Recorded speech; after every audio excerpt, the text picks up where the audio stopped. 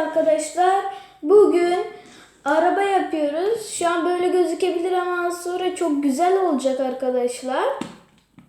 Şimdi ilk önce arabamızın şu parçasını takmaya başlayalım. Şu parçayı.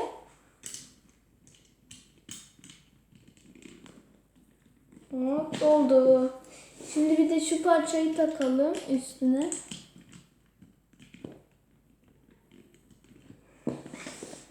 En arkaya bu parçayı takacağız.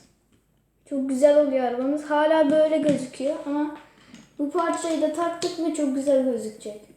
En önemli kısım bu parça arkadaşlar.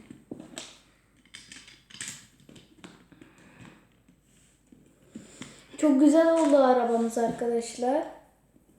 Çok güzel şu an.